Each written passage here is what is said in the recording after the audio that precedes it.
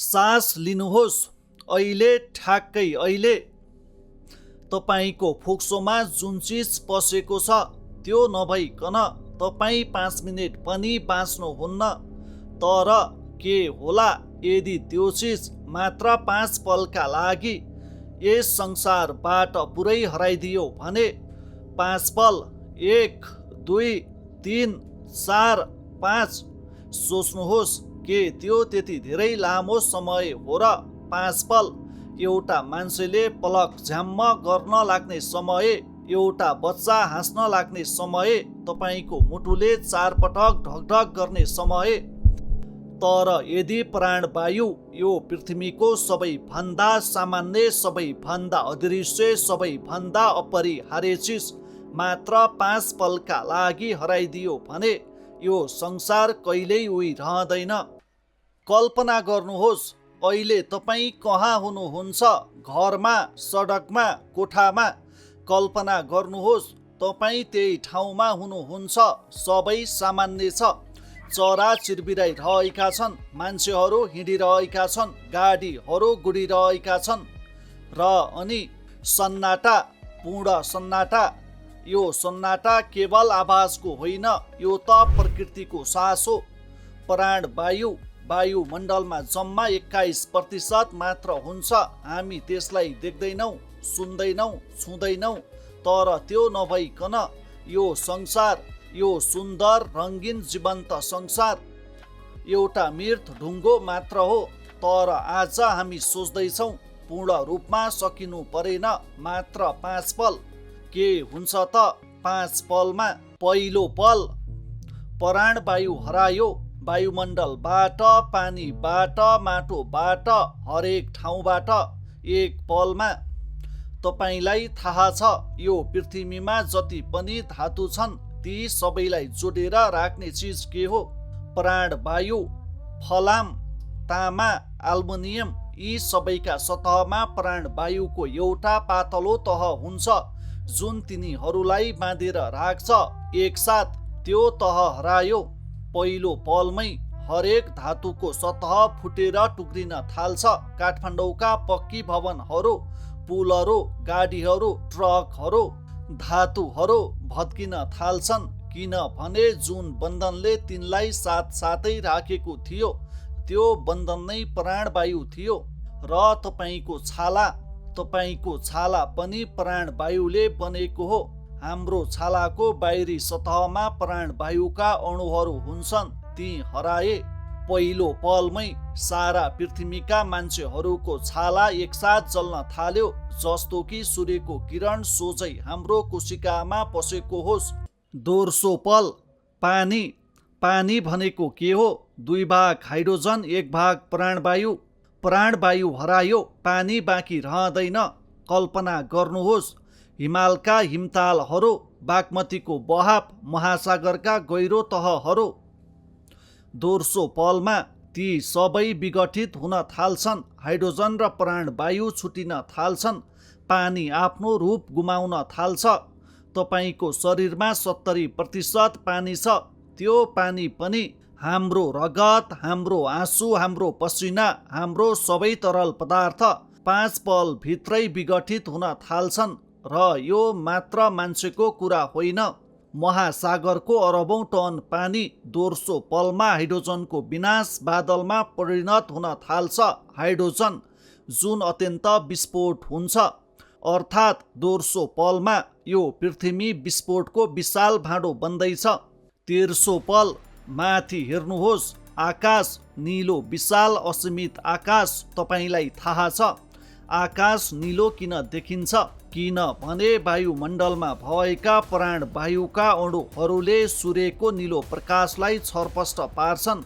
त्यो छरपष्ट प्रकाश हाम्रो आँखामा आउँछ, हामीलाई आकाश निलो देखिन्छ। प्राणवायु हरायो, आकाशको रङ हरायो। तेस्रो पलमा हाम्रो माथिको आकाश कालो हुन थाल्छ। दिउँसोको 11 बजे पनि तारा देखिन थाल्छन्। सूर्य जुन हाम्रो आकाशमा एउटा गोलो उज्यालो थाल जस्तो देखिन्छ, एकाएक एउटा अग्निको गोलो बन्छ कालो अन्तरिक्षमा, जस्तो कि हामी अन्तरिक्षमा उभिएका छौँ। किनभने वायुमण्डल जसले हामीलाई अन्तरिक्षको विकिरण र चरम तापक्रमबाट जोगाउँथ्यो त्यो वायुमण्डल खुम्चिन थाल्यो। हाम्रो माथि रहेको सुरक्षाको पर्दा फाटिन थाल्छ। सूर्यको किरण जुन अहिलेसम्म वायुमण्डलले रोकिदिन्थ्यो सोझै पृथ्वीमा झर्न थाल्छ। चौथो पल, अब कुरा गरौँ तपाईँ भित्र के भइरहेको छ। तपाईँको मस्तिष्क, तपाईँको मुटु, तपाईँको फोक्सो। हाम्रो शरीरका हरेक कोशिकाले प्राणवायु उपभोग गर्छन्, प्रत्यक्ष क्षण सुन्दा पनि, सोच्दा पनि, माया गर्दा पनि। चौथो पलमा हाम्रो रगतमा भएको हिमोग्लोबिन जसले प्राणवायु बोकेर शरीरभरि पुर्याउँथ्यो खाली हुन थाल्छ। दिमागले सङ्कट सङ्केत पठाउँछ। तपाईँलाई याद होला कहिलेकाहीँ धेरै माथि हिमालमा जाँदा सास फेर्न गाह्रो हुन्छ, टाउको दुख्छ, आँखा अँध्यारो हुन्छ। त्यो भन्दा हजारौं गुणा बढी चौथो पलमा सारा पृथ्वीका मान्छेहरू एकसाथ महसुस गर्छन्। आँखा अँध्यारो हुन थाल्छ, खुट्टा लटखटाउँछन्, हात काँप्छ। 7 अरब मान्छे एकैसाथ एउटै सङ्कटमा।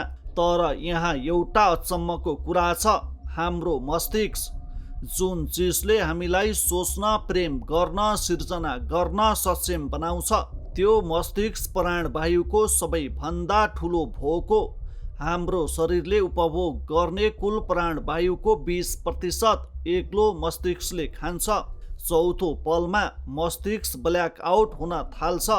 तपाईँले सोचिरहनु भएको सपनाहरू, प्रेम गरिरहनु भएको मान्छेहरू, बनाइरहनु भएका योजनाहरू सबै अँध्यारोमा डुब्छन्। पाँचौं पल, 5 पृथ्वीमा भएका हरेक जीवित प्राणी, मान्छे, पशु पक्षी, किरा माछा सबैले एकसाथ सङ्कट महसुस गर्छन्।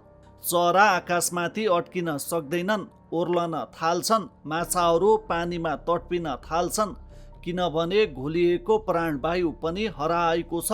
भूमिमा रहेका सूक्ष्म जीवहरू जसलाई हामी आँखाले देख्दैनौँ तर जसले माटोलाई उर्वर बनाउँछन् तिनीहरू पनि सङ्घर्षमा छन्। र भूमिगत खानीहरूमा, कोइला खानीहरूमा, सुरुङहरूमा आगो बल्नका लागि प्राणवायु चाहिन्छ। प्राणवायु हरायो, आगो निप्छ। संसारभरि जति पनि आगो बल्दैछन्, पकाइरहेका भट्टीहरू, चुलाहरू, कारखानाहरू एकैसाथ निप्छन्। तर त्यो निप्न राहतको सङ्केत होइन किनभने यी 5 पलमा वायुमण्डलको चाप घटेको छ 30%। त्यसको मतलब कानले आवाज सुन्ने क्षमता घट्छ किनभने ध्वनि वायुको माध्यमबाट चल्छ। यो संसार अचानक मूक भइदिन्छ र त्यसपछि प्राणवायु फर्कन्छ। 5 पल, मात्र 5 पल। तर यी 5 पलले यस संसारलाई कहिल्यै नसोचेको किसिमले बदलिसकेको छ। प्राणवायु फर्किँदा हाइड्रोजनको विशाल बादल जुन विस्फोटको कगारमा थियो प्राणवायुसँग मिल्छ। विशाल विस्फोट पृथ्वीको सतहमा सूर्यको एउटा सानो अंश जत्रो आगोको गोला। महासागरहरू फेरि पानी बन्छन् तर विस्फोटसँगै हिमाल काँपेको छ। काठमाडौँका भवनहरूमा दरार छन्, पुलहरू भाँचिएका छन् र मान्छेहरू धेरैजसो होस गुमाएर भुइँमा ढलेका छन्। कोही उड्छन्, कोही उड्दैनन्। अब बुझौँ 5 पल, त्यो मात्र 5 पलले के गर्यो? समुद्री किनारका सहरहरूमा सुनामी किनभने महासागरको विस्फोटले विशाल लहरहरू उठाएको छ। पहाडी क्षेत्रहरूमा पहिरो किनभने माटोलाई बाँधेर राख्ने वनस्पतिको जरा क्षतिग्रस्त छ। वायुमण्डलको ओजन तह जुन प्राणवायुबाटै बनेको हो 5 पलको भित्रै थर्किएको छ। अर्थात् प्राणवायु फर्केपछि पनि सूर्यको हानिकारक विकिरण पहिले भन्दा बढी मात्रामा पृथ्वीमा आइरहनेछ। जमिनमा रहेका सूक्ष्म जीवहरू जसले हजारौं वर्षमा बनाएको माटोको उर्वरता ती मरेका छन्। माटो मरेको छ। माटो मरेको छ भने बिउ उम्रदैन, बिउ उम्रिएन भने खाना हुँदैन, खाना भएन भने बाँकी रहेका मान्छेहरू पनि धेरै लामो समय बाँच्न सक्दैनन्। र अब म तपाईँलाई एउटा कुरा सोध्छु। कहिल्यै सास लिँदा धन्यवाद भन्नुभएको छ? आज बिहान उठ्दा पहिलो सास लिएपछि धन्यवाद भन्नुभयो? सायद भन्नु भएन, किनभने हामीले यसलाई कहिल्यै मूल्य दिएका छैनौँ। सोच्नुहोस्, अहिले तपाईँ जुन सास लिँदै हुनुहुन्छ त्यो सासले तपाईँको मस्तिष्कलाई जीवित राखेको छ। त्यो सासले तपाईँको मुटुलाई धड्किरहन सक्षम बनाएको छ। त्यो सासले तपाईँलाई सपना देख्न, माया गर्न, सिर्जना गर्न दिएको छ। र यो सास, यो अमूल्य सास निशुल्क छ, तर हामीले सधैँ मूल्य चुकाएका चिजलाई मात्र महत्त्व दिन्छौँ। हिमाल, नदी, माटो, वायु, प्राणवायु, यी सबै प्रकृतिले हामीलाई दिएको उपहार हो, बिना शर्त। र हामी त्यही प्रकृतिलाई हरेक दिन थोरै थोरै गरी नष्ट गर्दैछौँ। अब तपाईँ सोच्दै हुनुहुन्छ होला, यो त कल्पना मात्र हो, प्राणवायु कसरी हराउँछ र? ठिकै सुन्नुभयो, प्राणवायु एकैसाथ हराउँदैन, तर बिस्तारै हराउँछ। हाम्रा कारखानाहरूले हरेक दिन कोटी कोटी टन धुवाँ सिर्जना गर्छन्। हाम्रा गाडीहरूले हरेक मिनेट विष छाड्छन्। हाम्रा जङ्गलहरू काटिँदैछन् जसले प्राणवायु बनाउँथ्यो। बिस्तारै हरेक दिन अलिकति अलिकति, यो 81 हुने होइन, तर भइरहेको छ। पृथ्वीको वायुमण्डलमा प्राणवायुको मात्रा घटिरहेको छ हरेक शताब्दी।